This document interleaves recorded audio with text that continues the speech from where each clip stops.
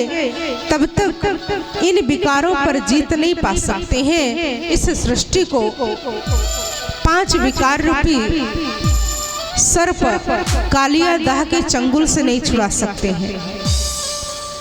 और फिर श्री कृष्ण की बाल लीलाओं में यह भी वर्णन किया गया है कि जब वह 5 वर्ष के हुए तो उन्होंने अपनी मैया को कहा कि मैया अब मैं गऊ चराने जाऊंगा।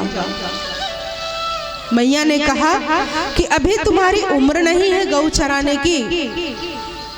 लेकिन श्री कृष्ण कहते हैं कि जब गौ माता सबकी रक्षा करती हैं तो क्या गौ माता मेरी रक्षा नहीं करेंगी? इसलिए मुझे गौ चराने जाना है। यह उनकी लीलाओं में दिखाया गया और छोटी सी उम्र में उन्होंने गौएं चराना शुरू कर दिया। और उसी के दिन को आज भक्त गोपाष्टमी का दिवस मनाते हैं। इसके पीछे का रहस्य है भगवान ने इसका रहस्य बताया कि माँ का टाइटल किसको किसको मिला। जिसके अंदर सहने की क्षमता है उसी को माँ का टाइटल मिला, माँ का दर्जा मिला। जैसे धरती माता, धरती को भी माँ कहा गया। फिर गंगा मैया, माँ का टाइटल दिया गया। सब कुछ समाने की क्षमता है। भारत माता कहा गया। भारत माता किसके लिए? तो कहा भारत में माताओं की जो रहती हैं उनके लिए जय जयकार, भारत माता की जय कहा गया। क्योंकि यह भारत बहुत ही सौभाग्यशाली भूमि है, क्योंकि यहीं पर सारे ऋषि मुनि देवी देवताएं यहीं जन्म लेते हैं। देव आत्माओं की ये भूमि है, महान आत्माओं की ये भूमि है। भगवान भी जब इस धरती पर आते हैं तो भगवान को भी और कोई देश पसंद नहीं आया, भगवान भी भारत देश में ही आया। और कहा भी गया है कि यदा यदा ही धर्मस्य ग्लानिर्भवति भारत अभ्युत्थानम धर्मस्य तदात्मानं सृजाम्यहम् परित्राणाय साधूनां विनाशाय च दुष्कृतां धर्म संस्थापनार्थाय संभवामि युगे युगे। लोगों ने इस भारत शब्द को अर्जुन के रूप में समझा, लेकिन वास्तव में भगवान बताते हैं कि धर्म ग्लानि के समय मेरा अवतरण भारत भूमि पर होता है। अब आध्यात्मिकता का क्या अर्थ है? आध्यात्मिकता माना पहले भी बताया गया कि यह नहीं है कि आप घर बार छोड़कर जंगल में चले गए, संन्यास ले लिए, नहीं। आप घर परिवार में रहते हुए विकारों का संन्यास लेंगे, आसुरी प्रवृत्तियों का संन्यास लेना ही वास्तव में धर्म संन्यास नहीं लेना है कि आपने जो कर्म धर्म बनाया, परिवार बनाया, उससे संन्यास लेना है। विकारों से संन्यास लेना है, बुराइयों से संन्यास लेना है, कुरीतियों से संन्यास लेना है, न कि घर परिवार से ही संन्यास लेना है। और फिर कथा आती है कि कहानी यह है कि एक बार यमुना नदी में कई दीपक तैर रहे थे। दिखाते हैं कि श्री कृष्ण दीपकों को लाने के लिए नदी के बीचों बीच तक चले गए।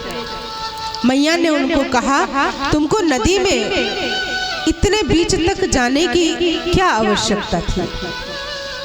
तो कन्हैया मैया को कहते हैं, यह जितने भी दीपक थे इन सब का मुख मेरी तरफ था, इसने मेरी तरफ मुख कर लिया। बहुत ध्यान से सुनिएगा आप सभी, बहुत ही ये विशेष बात है, कोई कहानी नहीं है और जब कन्हैया मैया को ये कहते हैं कि जिसने अपना सर्वस्व मेरे पर न्यौछावर कर दिया उसको भला मैं कैसे छोड़ सकता हूँ। परमात्मा तभी उद्धार करते हैं। अभी तक तो हम गाते आए कि तेरा तुझको अर्पण क्या लागे मेरा, अब करना भी पड़ेगा। कहने के साथ साथ अब करना भी पड़ेगा। कैसे? बुद्धि से सब कुछ समर्पण करना है।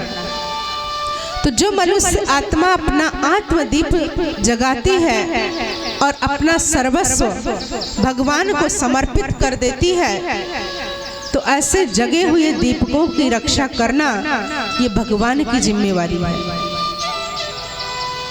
हम सभी देवी देवताओं के वंशज हैं। जो देव गुण देवताओं में थे, आज वही गुण बदलकर एक आसुरी प्रवृत्ति, आसुरी गुण बन गए। और इसलिए हम क्या कहने लगे कि हम तो एक मानव हैं। लेकिन परमात्मा इस सृष्टि पर आते ही हैं दानव को मानव और मानव को देवता बनाने के लिए। और परमात्मा ये कार्य तभी कर सकेंगे जब हम परमात्मा पर सर्वस्व न्यौछावर करेंगे। तन भी तेरा, मन भी तेरा, धन भी तेरा। और फिर दिखाते हैं कि यह कलयुग अब जाने वाला है। जाग जाग अब नई दुनिया का सवेरा आया कि आया। अब सतयुग आने वाला है और कलयुगी दुनिया जाने वाली है। इसलिए हम अपनी आत्मा की ज्योति जगाएं, अपनी संस्कृति की रक्षा कर लें। और जैसे हमारे कन्हैया के चरित्रों के वर्णन दृश्यों में आता है, दृश्यों के माध्यम से जो दिखाया गया कि गोवर्धन पर्वत उठाया और सारे ब्रजवासियों की रक्षा की। आज माया की तेज बरसात हो रही है। इस संसार में विकारों की बारिश चल रही है। हमारे बीच अभी गोवर्धन महाराज उपस्थित होने वाले हैं।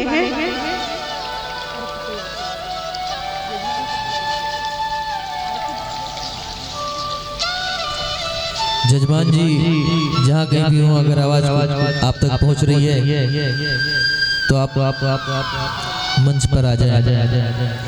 और ये दिखाया गया कि जब इंद्रदेव को अभिमान आया और ये हुआ कि बारिश इतना करना है, तो फिर कन्हैया ने क्या किया,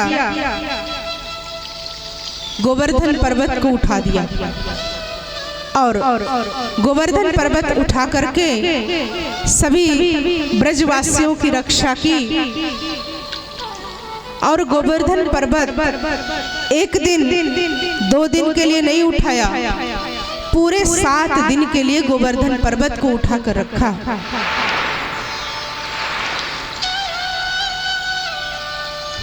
और दिखाते हैं कि 7 दिन बाद जब कन्हैया गोवर्धन पर्वत को रखते हैं और 7 दिन तक वो भूखे प्यासे रहते हैं, तो उसी में फिर दिखाया गया कि जब 7 दिन के बाद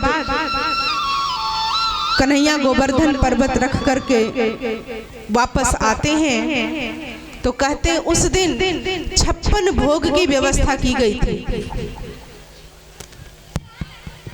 और वो 56 भोग क्या है, तो कहते कि अभी हम सभी अब गोवर्धन महाराज की आरती करेंगे और तत्पश्चात 56 भोग की विशेषता सुनेंगे।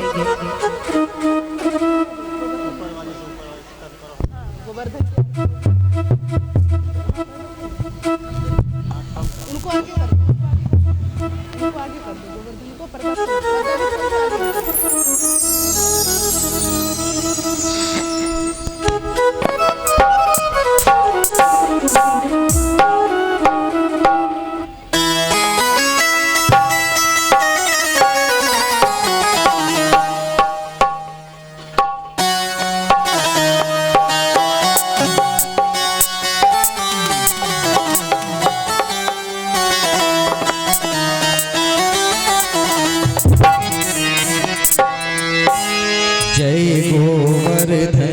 हो एक बार जोरदार ताली बजाकर स्वागत काय विशाल हरे ओ प्रभु काय विशाल हरे गोवर्धन शालिग्राम जय गिरिराज हरे जय गिरिराज हरे।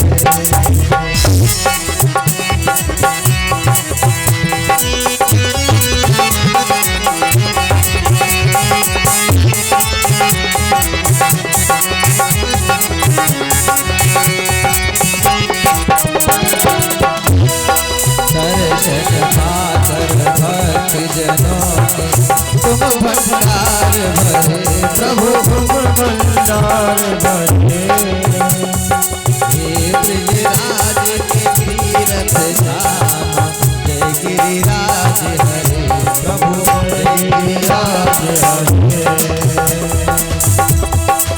आप लोग खड़े तो हो जाइए, गोवर्धन महाराज की आरती हो रही है। खड़े तो हो जाइए।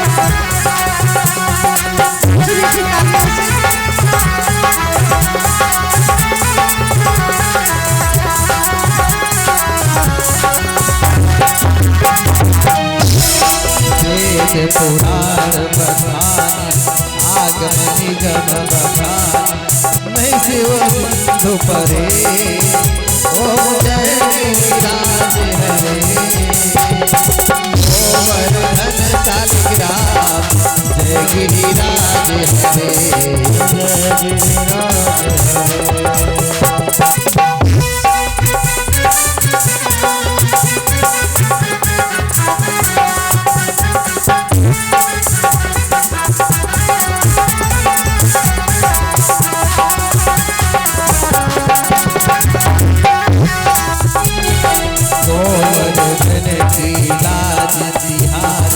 जिस मुख से निकले प्रभु जिस मुख से निकले वेद पुराण बखानी पुराण बखानी आगम निगम बखानी आगम निगम बखानी जय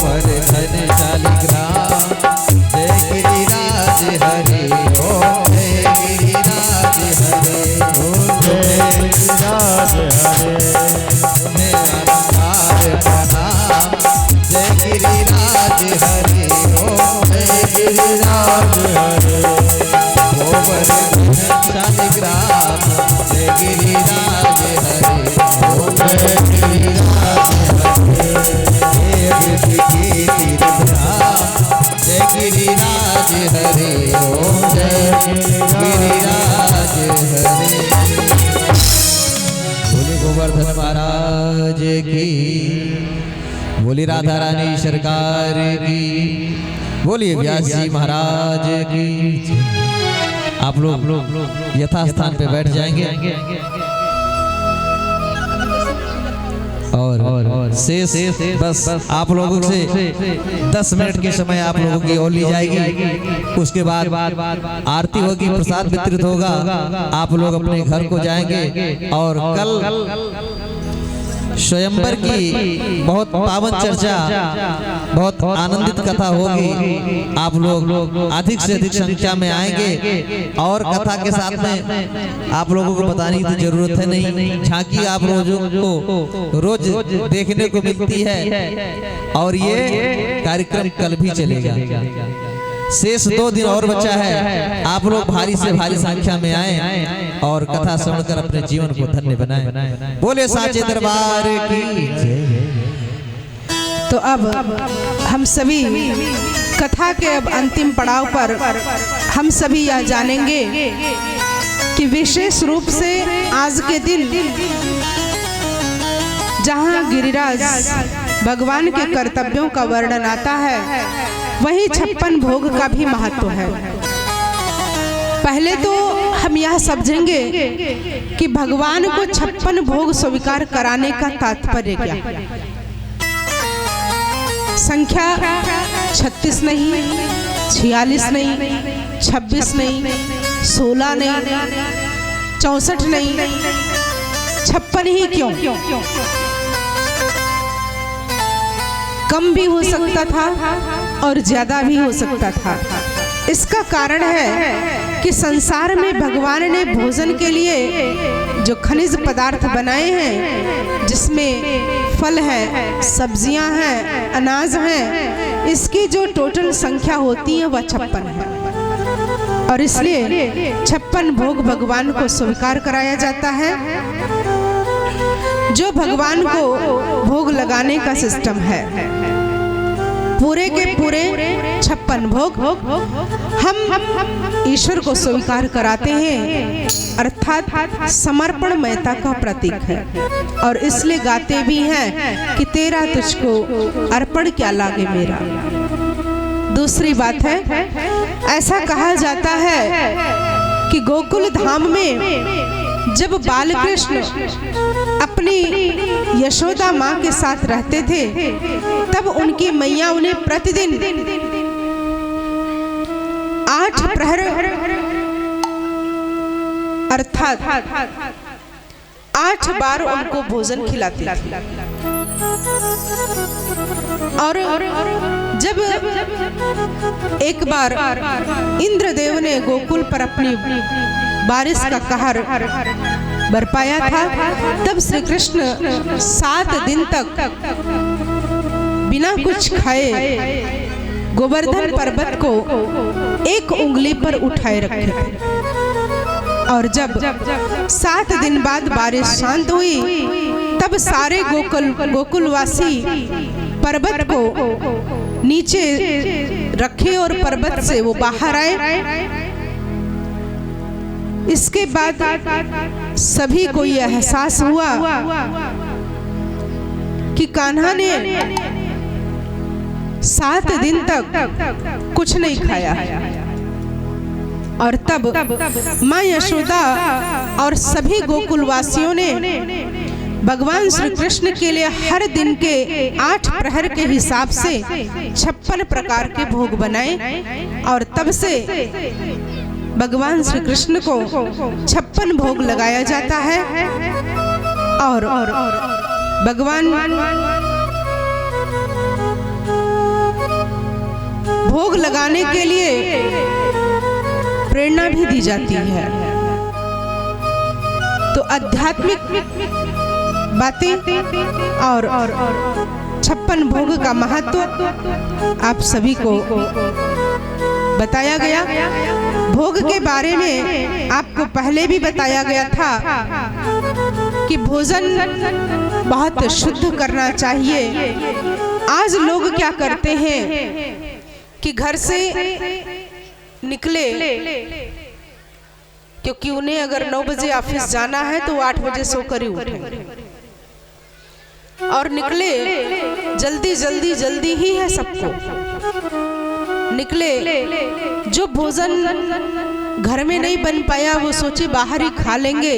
और बाहर जो भोजन बनाने वाला है उस व्यक्ति को आपके स्वास्थ्य से कोई लेना देना नहीं है, और सिर्फ पैसा कमाना चाहता है।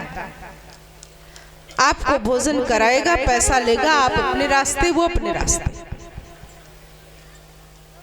इसलिए भोजन बहुत शुद्ध करना चाहिए।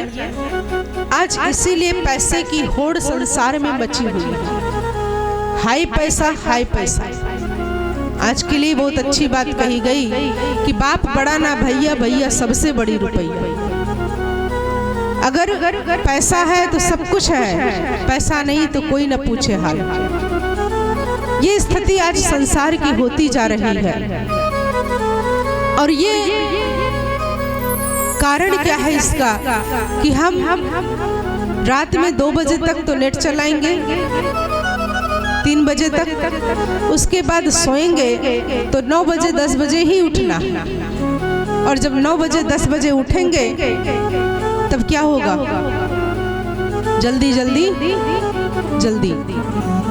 एक बार हम लोग सेंटर पे एक कार्यक्रम किए थे, तो उसमें डिस्ट्रिक्ट हॉस्पिटल के सीएमओ साहब आए थे। उन्होंने एक बहुत अच्छी बात कही थी कि मैं सुबह 4 बजे उठ जाता हूँ। लोग 8 बजे उठते हैं, 9 बजे उठते हैं। उन्होंने कहा मैं सुबह 4 बजे उठ जाता हूँ और जब तक लोगों के उठने का समय होता तब तक मैं 4-5 घंटे की जिंदगी जी चुका होता हूँ। बहुत बड़ी बात है। आज गांव का सिस्टम तो अभी फिर भी कुछ ठीक होगा। आप शहरों में चले जाइए तो माताएं, महिलाएं जो भी हैं तो बिना स्नान किए भोजन बना देती हैं। अभी गांव में तो कुछ सिस्टम होगा, कुछ हो सकता है यहाँ भी ऐसा हुआ हो, बिना नहाए वो भोजन बना रही है। जबकि पहले के समय में जहां पर भोजन बनता था उसको क्या कहा जाता था जी? थोड़ा तेज बोलिएगा। रसोई। रसोई माना ही रस से भरा हुआ, प्रेम से भरा हुआ। उस समय एक सिस्टम होता था कि भगवान को भोग नहीं लगेगा तब तक कोई भोजन नहीं पाएगा।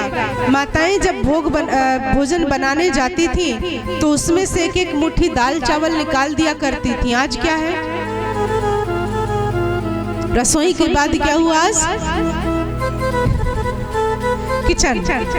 और कोई भी घर ऐसा नहीं जिसके घर में किचन ना हो। अगर कोई ऐसा घर है तो वो हाथ उठाएंगे थोड़ा, जिनके घर में किचन ना हो, रसोई घर ना हो। अब कहीं तो भोजन बनाते होंगे, कोई स्थान होगा जिनके घर में किचन ना हो, आंगन में बनाते हैं। किचन माना ही किचकिच करने वाला। तो सुबह से लेके शाम तक किचकिच मचा ही रहेगा। ना बनाने वाला खुश, ना खाने वाला खुश, कोई नहीं खुश है। आज तो छोटे छोटे बच्चों को संस्कार दे रहे हैं। रात में 12 बजे तक बच्चा मोबाइल देख रहा है, क्या करें? सोता नहीं है। और बच्चे को जब सुबह स्कूल जाना हुआ तो जबरदस्ती उठाए ठोक पीट के और क्या किए, फटाफट तैयार किए गया। वो नहाता भी नहीं है बच्चा।